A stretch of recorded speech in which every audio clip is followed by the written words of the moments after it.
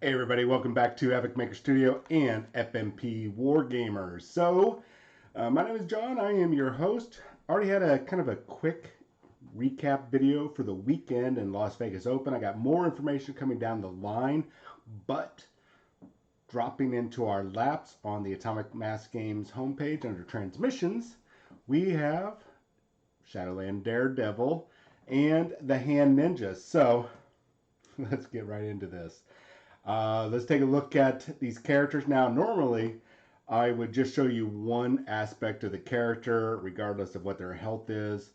On the day side, that's the red side on the right-hand side of the screen right here, if you're not familiar. The healthy side's on the left, and the day side or the wounded side is on the right. Now, one thing that why I'm including this is because this is one of those rare occasions where the attacks or some of the abilities change on the character, not just the health, which is most of the time when you see a change, it's one or two health going up or down. But with Shadowland Daredevil, Matt Murdock, we get a variety of changes. So let's get into this. So Shadowland Daredevil, and I've already got a video on kind of like the history of what this is all coming from.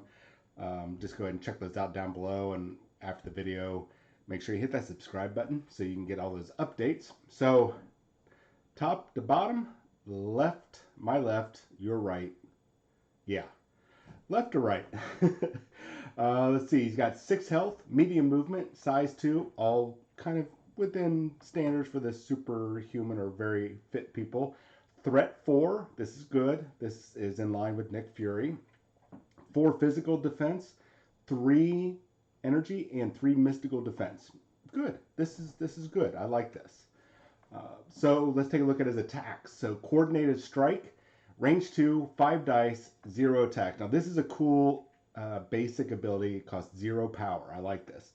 After this attack resolved, he's one of those characters that gets power equal to the damage dealt. He's probably going to get 1 or 2. I mean, unless you roll really well or really bad. Now, after this attack is resolved, now this is kind of cool, is if there is not an allied hand ninja character in play, place it in play within range 1 of this character with an activated token. It is now part of your squad. That's right. At a 0 cost, you can summon them as long as they're not already on the table. That's really cool. That's like I'm attacking, and then ninjas will pop out of nowhere. Now you're fighting ninjas and souped up Daredevil. That's really cool, thematically and power-wise. It's kind of a cool ability.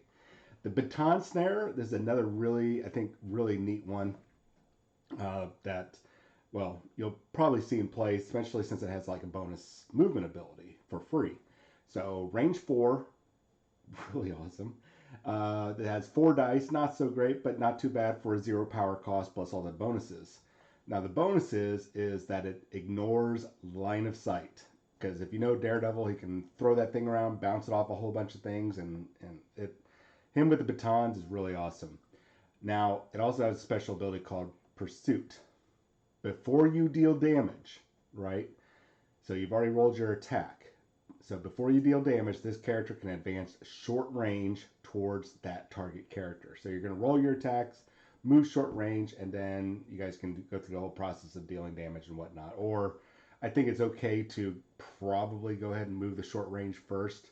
But it doesn't say must. It's a may. And that came up in a tutorial game that I ran over the weekend here, is that if it says it's may, that means you may do it. You don't have to. If it's must, you have to do it. That's that wording there. So great free movement ability, plus you get the damage, which could be also good to pull and start off with baton snare, and then right into coordinated strike. That's kind of a cool thing right there. So also, he's got another ability. It's called Demon's Devastation. Now this will change on the other side, but let's get into this side, his healthy side first. Demon's Devastation is range 2, 7 dice initially. And then it's going to cost 3 power, which is not a lot. If an allied hand ninja character is within range 2 of the target character, so remember you popped him out with coordinated strike, and which they appear within range 1 of him. So, um, if anyways, so you get to add 2 to the attack roll. So that's 9 dice off of one ability. Really nice. And then afterwards, regardless of if you dealt damage or not, but you still have to roll the wild symbol on one of those 9 dice, which the odds are really high. You get to place this character within range 2. So it's move forward or just an attack, ninja's help attack, and then you get to bounce out. Really good, really good, especially if that character's already gone, or he's about ready to go, and now you can move on to another objective. There's all sorts of little things with these free movement abilities that we're getting from Daredevil, or Shadowland's Daredevil. All right, so let's go into this. Criminal Syndicate is, I guess he's just a new leader for Criminal Syndicate, or it's a brand new organization, faction. So Shadow War. When an allied character attacks an enemy character holding or contesting an objective, it may re-roll one of its attack dice. This leadership ability can re-roll the skull symbol, which is a critical failure result. Normally, you don't get that option unless the character specifically, or unless you have a specific ability that allows you to do that. So that's even one of the new rules that it got updated in the errata. Really cool ability that can really, I mean, it doesn't seem like much, but when you only have like a 12% chance to roll that on the dice, and then you calculate, if they're rolling like 5 dice, 9 dice, there's increased or decreased percentage chance depending on how that goes. But having that ability to re-roll that one dice that you're like, fudge buckets, I got a critical failure, can be really key to doing that one extra point of damage to get that dazed or KO'd result. So, moving on, he's got 3 innate abilities. Wall crawler, I'm going to go bottom to top on this one. Great ability, especially the medium movement, really cool. Stealth, character must be within range 3 of this character to target it with attacks. It's kind of like a callback to Black Widow. And then radar sense. When defending against energy or physical attacks, this character adds blanks in its defense rolls to its total successes. Yay! Especially when you look at that he's got 4-3-3 for his defenses, and there's 2 blank dice. That's like 24% chance of getting that on the dice. One of those on the dice. That's significant increase. A significant chance that you're going to get some defense rolls there. So that's really good. Now let's take a look over here at his Shadowland Daredevil Days side. This is when the Beast comes out. So the stats largely stay the same, but you'll notice the wounds go up to 7 instead of 6. So now he's at 13 total wounds before he's out. And his physical and mystical attacks swap from 3 to a 4. So 4 for mystical now and 3 for physical defense. And that's because this is when the beast of the hand, this is a demonic entity essentially, comes to the forefront, and we start getting those mystical attacks. And speaking of mystical attacks, this is where we get our next change is the Demon's Devastation that we saw on the previous one. So now Demon's Devastation becomes a mystical attack, which there's not a lot of people out there with a mystical defense. Really cool. It's still the same thing. Range 2, 7 dice, 3 power. Everything stays the same except you don't get the Vanish ability anymore. Vanish goes away unless this is a misprint and they're like, whoops, we got to fix that. But we'll see that coming later on down the line. Everything else stays the same for his abilities except he gets a new superpower. Well, actually, it's his only superpower. There is only the Beast. Now, this is, once again, the Beast of the Hand coming to the forefront. He's letting it unleash because he's been getting his butt whooped. He's like, all right, I'm going to reach deep down. I'm going to let you come out and play. We're going to kick the crap out of the heroes. So 3 power is the cost of There Is Only the Beast. The next time the Demon's Devastation attack is used, this activation, its range becomes Area 2. So he really unleashes this. And remember, an Area 2 attack is, range 2. Everybody within range 2 is going to get hit with that. And you have those that ninja, the hand ninjas there, that's 9 dice in an area 2 attack. Most area 1 or 2 attacks are around 5 dice. I've seen as I went through some of my older characters when I saw that 9 up to 9 dice or more if you have some team tactics cards or something else that can boost the number of attack dice. Really cool. I really like how they're doing him so far. We're gonna take a look at the hand ninjas, so don't worry. But right now he's looking pretty gosh darn dreadful. And I'm gonna be honest with you. I like this version miniature wise of Daredevil than the previous one. Previous one just seemed to, even though it was in a kind of a dynamic pose, it was more of a, felt staticky. And this one, yeah, I can see it's kind of staticky, but it just looks, it doesn't look hokey. So I'm going to be painting my Shadowland Daredevil up as a regular Daredevil, red costume. Who knows, maybe I'll go with the yellow and brown, yellow, brown, red costume that I think it's yellow, brown, red, or just yellow and brown costume that he used to have. I'm not sure yet, but I won't be going to the Shadowland color scheme. Now, some people might be like, John, well, you can't run them as that. You got to paint them like Shadowland Daredevil. No, you don't. It's your miniature. You can paint however you want. What's going to come important when you play the game is putting that card down, regular Daredevil or Shadowland Daredevil, and informing your opponent, hey, this is Shadowland Daredevil. Here's the card if you have not seen it. That's all. That's all you have to do, guys. That's simple. There's no mistaking it. Okay? Because everybody's been painting, not everybody, but people paint their Marvel Crisis Protocol characters, whatever kind of color scheme that they want. We have different variations of everybody, even some major conversions out there for those characters, even 3D printed character versions. So don't stress it. Paint them however you want. Use them either or. Just don't cheat. All you have to do is just put down the right card for the character that you're running. That's it. Simple. Easy peasy. So let's get into the hand ninjas. So hand ninjas, I might have to scroll down a little bit here. So 2 health. This is just like the shield agent, so nothing too major. Medium movement, size 2, all normal. These guys have a better mystical defense, so it's 1 physical, 1 energy, and 2 mystical versus 1/1/1 that the shield agents have, but they're not as well trained. I mean, these are ninjas versus a couple government agents. Okay, there's a big difference.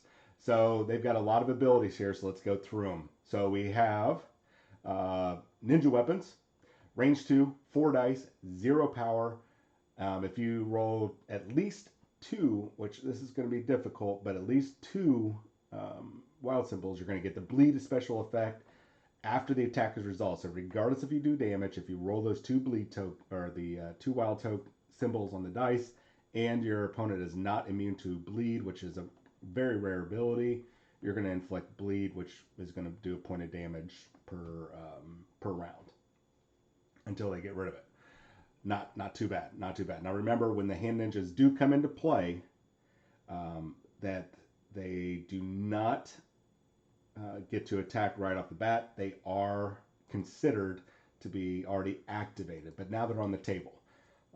So in the following turn, if they manage to survive getting smacked around, they're going to pop in. But you know, their biggest benefit is with the Demon's Devastation.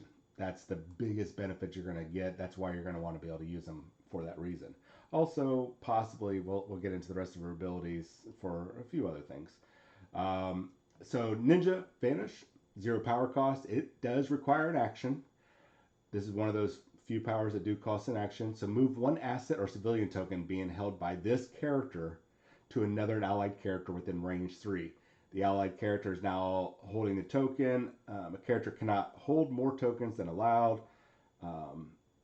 by this crisis due to the superpower. And then this character is KO'd. So the ninjas go away. So it's like they run up, grab the asset or grab a civilian token or whatever, yeet them over to an allied character, then pretty much smoke bomb their way out. So it's really cool ability. Especially with handing it off within range 3. Usually it's like range 1, maybe range 2, but now range 3 is pretty significant. I think that's about 5 inches, maybe 6 inches. It's around that range.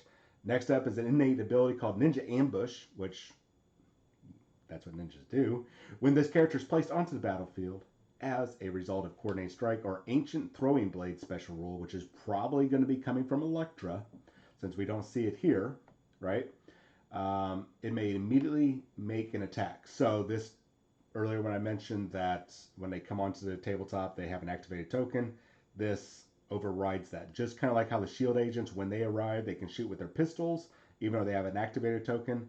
The ninja ambush allows the ninjas. So not only are you going to be able to get that attack there, you got the coordinated attack, and then if you've got the power, you're going to be pulling off the devastation ability, the demon's devastation. That's a lot of attacks. Might be just a few dice here and there, but the more dice you throw at an opponent, the more chances you're going to succeed and the more chances they're going to fail. Remember that. Every little bit helps. Now, we get into the rest of their abilities. The hand. This character cannot contest the secure objective tokens. If you're not familiar with the game, you have two mission types, secure and extract. So the secure objectives, they can't hold it. And the other great benefit for the hand, and I think this is just kind of grunts in general, but this ability, this character does not have to pay power when interacting with civilian or asset tokens. So that's the extraction one. Awesome. That's really awesome. And I think that's just mainly because they don't generate power. Does that make sense? I think so. All right, their last innate ability is Grunts, Electra, Shadowland Daredevil. That's, I'm guessing that right now, we'll probably find out later this week or next week. I'm going to guess that Electra is going to be one of the, Electra and Shadowland Daredevil are going to be one of those rare characters that have dual team affiliations. So you can choose either one to be the leader. You'll have to choose one of them at the beginning of the game, but they have that dual affiliation. Pretty cool. That gives you some flexibility in who you want to be leader, who you don't want to be leader. I like this.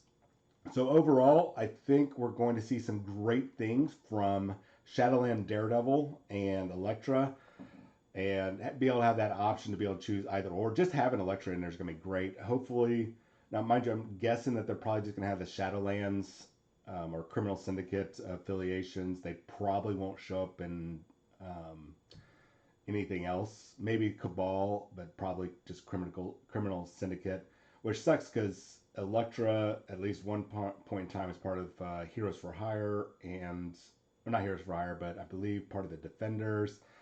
I want to say she was part of the New Avengers when all sorts of stuff happened after Civil War 1 and 2, and Captain America or Captain Hydra, all that things was going on. I think she was a temporary part. I think she was also part of the Savage Avengers. I think, don't quote me on that, but I think so.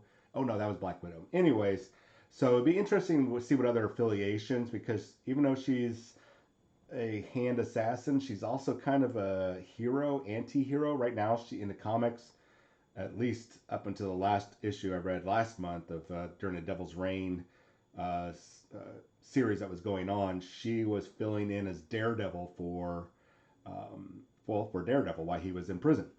So I know he got out or is getting out of prison. So I don't know if she's gonna hand the mantle over, but I'm hoping that we might, or at least somebody will do a 3D print version of her Daredevil costume, because it was choice.